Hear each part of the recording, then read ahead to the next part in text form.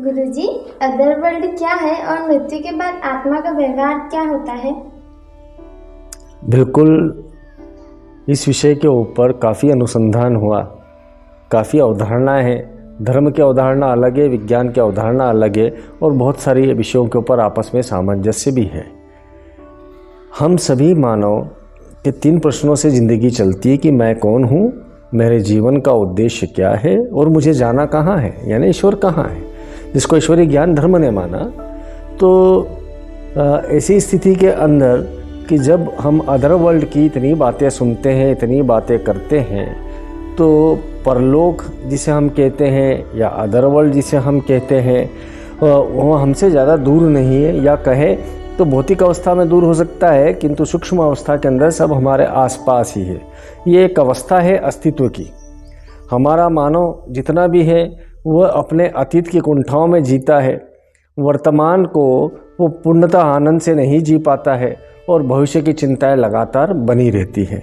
तो ऐसी स्थिति में हमारे जन्म के पूर्व की यदि जानकारी हमारे अंदर देनी होती तो ईश्वर ज़रूर दे करके भेजता, और यदि हमारे मृत्यु के बाद क्या होगा इस बारे में भी जानकारी देनी होती, हमारे लिए उचित होती, तो ईश्वरीय बुद्धि हमें ज़रूर ये देता। आपने सुना होगा ना, ब्रह्मलोक होता है, विष्णु लोक होता है, शिवलोक होता है, पितृलोक होता है। तो ये लोक कुछ नहीं, ये यहीं पर आसपास में रहने वाली अवस्था है। जैसे यदि हम सनातन के आधार पे जाते हैं तो सनातन के अंदर हमारे 14 लोक हैं। उन 14 लोक के अंदर पृथ्वी के अलावा 6 लोक जो हैं वो नीचे हैं या कैसे ऊपर हैं और कुछ नीचे हैं। तो हम पहले ऊपर के लोकों के बारे में हम बातचीत करते हैं। तो जैसे सबसे प्रथम लोक है सत्यलोक, जिसको ब्रह्मलोक भी कहा जाता है। वहाँ पर सभी बातें क्रिएटिव होती हैं या सृजनात्मक होती है। जैसे ब्रह्मा जी ने सृजन किया वो सिर्फ सत्य के आधार पर है, उसके अंदर कोई आडंबर नहीं है। दूसरा लोक जो है वो तपलोक है। तपलोक के अंदर धार्मिक आधार पे, सनातन ग्रंथों के आधार पर सनक, सनंदन, सनातन, ये 4 कुमार रहते हैं। ये कुमार यानी कि एक ऐसी अवस्था जिसके अंदर इनोसेंस भरपूर होता है, एनर्जी भरपूर होती है और ज्ञान की प्राप्ति के लिए निरंतर तपस्वी रहते हैं। 5 साल का बच्चा जिस प्रकार से रहता है उसी प्रकार की आत्मा, उसी प्रकार के 4 कुमार जो कि अमर है, अनीश्वर है, ये यहाँ पर रहते हैं। फिर आता है जनकलोक, जो कि हमारे तपलोक से नीचे का होता है। तपलोक के अंदर विराज नाम का जो देवगण हैं वो रहते हैं।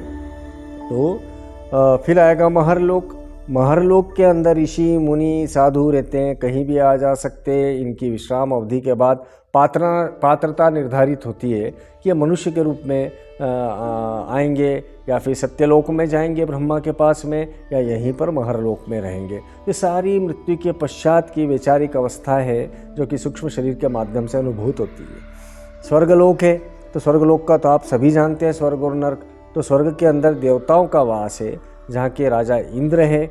यहाँ पर गंधर्व, अप्सरा आदि दिव्य शक्तिमान आत्माएं रहती हैं, दिव्यात्माएं रहती हैं। यानी एक ऐसी अवस्था जिसमें कोई ऑब्स्टेकल नहीं है, किसी भी प्रकार की कमी नहीं है, कहीं भी आने जाने की मुक्ति है, कोई बीमारी रोग नहीं है, शोक नहीं है। सिर्फ एक कर्तव्य है, वो है राक्षसों से लड़ने का कर्तव्य।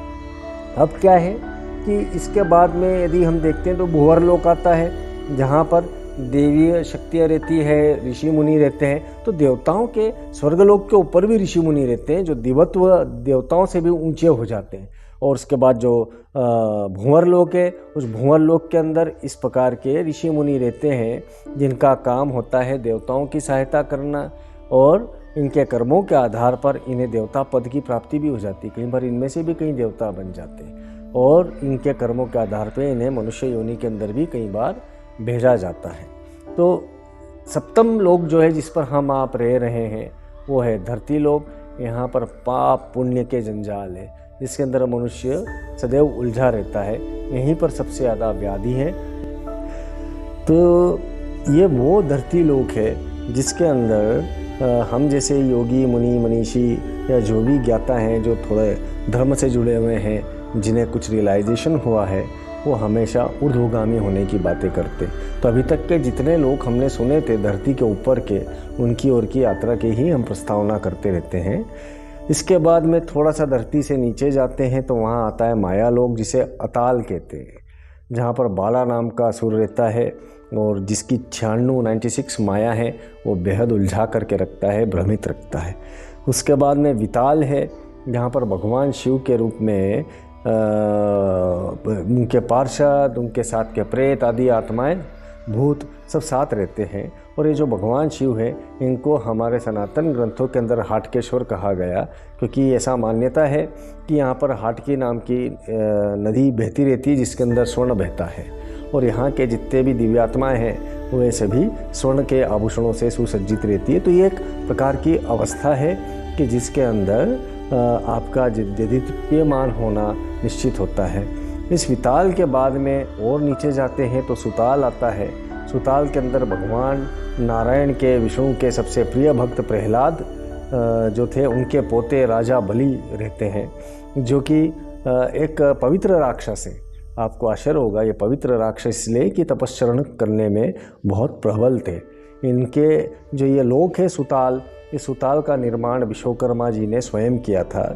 तो पग रखा था, वो उनके सिर पे रखा था, तो ये सुताल में चले गए थे ना, पाताल के तीसरे चरण में चले गए थे। उसके बाद में तलताल है, जहाँ पर असुर माया नाम का एक असुर है, वो निवास करता है। उन असुरों का वास्तुकार है और माया जाल का और जादुओं का, जादूगर भी कहते हैं इनको, समस्त जादुओं का स्वामी माया नाम का यही असुर है। महाताल है, महाताल में कश्यप ऋषि की पत्नी जो कदनु थी, कदरू, उनसे उत्पन्न जितने भी नाग हैं, अनेक सिर वाले नाग, वो यहाँ पर रहते हैं। तो ये भी सिंबॉलिक माने तो हम जितना नीचे जाते जाएंगे, हमारे इच्छाओं के सर्प उतने ही बहुमुखी होते चले जाएंगे और हम उस पाताल से कभी उभर करके बाहर नहीं आ पाएंगे। उसके बाद में रसताल है, जो कि पूर्णतः राक्षसों का घर है। वहाँ पर तो पूरी असुरी प्रवृत्ति के जितने भी जीवन हैं या जीवात्माएं हैं वो रहती हैं। उसके अंत में आता है पाताल, जहाँ पर बड़े बड़े फन वाले नाग रहते हैं, जहाँ का राजा वासुकी है। तो ये हमने जितनी अभी तक के जितने आपके सवाल के जवाब में बात करी लोगों की, ये वो लोग थे कि जिनको हमारे सनातनीय ग्रंथों के अंदर व्याख्या की गई है। और इसको जब हम अगली और आध्यात्मिक आधार पर ले जाएंगे, या जो हमें आवश्यक है उस आधार के लिए ले जाएंगे, तो उसकी एक व्याख्या अलग है। तो आप ये तो समझ गए होंगे कि कितने अदर वर्ल्ड के लोग हैं, कितने लोग रहते हैं। अब वहीं पर यदि हम बात करते हैं आपके दूसरे सवाल के जवाब की, तो जिसके अंदर मृत्यु के पश्चात आत्मा का व्यवहार क्या रहता है, तो उस व्यवहार का ये बता देते हैं कि आत्मा जो है वो वायु, जल, भूमि, वनस्पति, तारे आदि जितने हैं उनके लिए कोई बाधक नहीं है। वे सूक्ष्मतम अवस्था में रहती, तो इनको भी बिना रुकावट के भेद करके वे चले जाती हैं। फिर से कहूँगा कि जीवन शैली, व्यवहार, प्रवृत्ति, आस्था, अनुभव, स्वाद, ये जितने जीवन का रहते हुए जो बना रहता है किसी मनुष्य का, वो मरने के बाद में भी उसका पीछा नहीं छोड़ता है। ये एक मानसिक रूप से डीप रूटेड थॉट रहता है मानव का कि वो कपड़े, घर या भोजन के बिना जिंदा नहीं रह सकता। तो यह आत्मा के साथ में भी यह डीप रूटेड थॉट सदैव चलता है। तो दूसरे लोक में भी जा कर के इनकी व्यवस्था, इनका निर्माण वो स्वयं कर लेता है आत्मा के रूप में भी।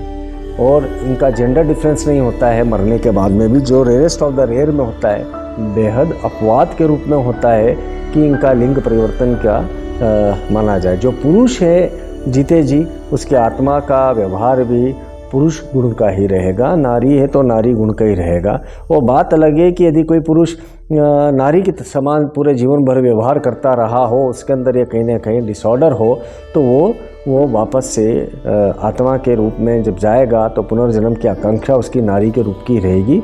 और यही वाइस वर्सा है, इसके उलट है। आत्माएं अपने जीवन काल के सगी संबंधियों को उस लोक के अंदर मिल सकती है कई बार, ये समूह भी बनाती है, आपस में एक दूसरे के साथ चर्चाएं भी करती हैं, एक दूसरे के साथ अपने स्मृति को शेयर करती है, आपस में बांटती है। और इन पितरात्माओं, जिनको हम पितरात्मा कहते हैं हमारे धर्म के अंदर, इन्हें बच्चों की पूजा पाठ सत्कर्म इनसे काफ़ी खुशी मिलती है, काफ़ी आनंद इनको आता है, भले ही इनको उससे कोई विशेष लाभ मिले न मिले। और साथ ही यदि इनकी मृत्यु के ऊपर इनके परिजन, इनके बच्चे लगातार रुदन करते हैं, रोते हैं, प्रायश्चित करते हैं, अत्यधिक याद करते हैं या इनसे नाराज़ रहकर इन पर अत्यधिक क्रोध करते हैं, तो उनकी जो यात्रा जो चल रही है मृत्यु के बाद की आत्मा की, वो विश्राम की अवस्था में है तो उनका विश्राम भंग हो जाएगा, शांति उनकी भंग हो जाएगी, तो ये उचित नहीं है। इसलिए हम कहते हैं कि मृतक जो हो गया उसको गंगा में प्रवाहित कर दिया, अग्नि में दहा कर दिया, उसके बाद में उसके नाम पर सत्कर्म करना तो श्रेष्ठ है, किंतु उनको ज़रूरत से ज़्यादा याद करना वो कहीं ना कहीं उन्हीं की यात्रा को बाधित करता है। तो ये स्पष्ट है, बेहतर है कि परोपकार कर्म किए जाएं बजाय ज़्यादा प्रायश्चित के। और साथ ही हमारी जो अद्वैत ध्यान के जो सेशंस होते हैं, हम उसके अंदर क्या करते हैं कि जीते जी हम व्यक्ति को पुनर्जन्म करने का प्रयास करते हैं, उसके आत्मशुद्धि का प्रयास करते हैं, उसके दिव्य जागरण के जो संस्कार हैं, भिन्न संस्कार है, उसके अंदर रोपित करने का प्रयास करते हैं, और जो उसके अंदर पहले से रोपित है उसको प्रस्फुटित करने का प्रयास करते हैं। यही तो सनातन की खूबसूरती है, या यही तो सनातन की दिव्यता है जी।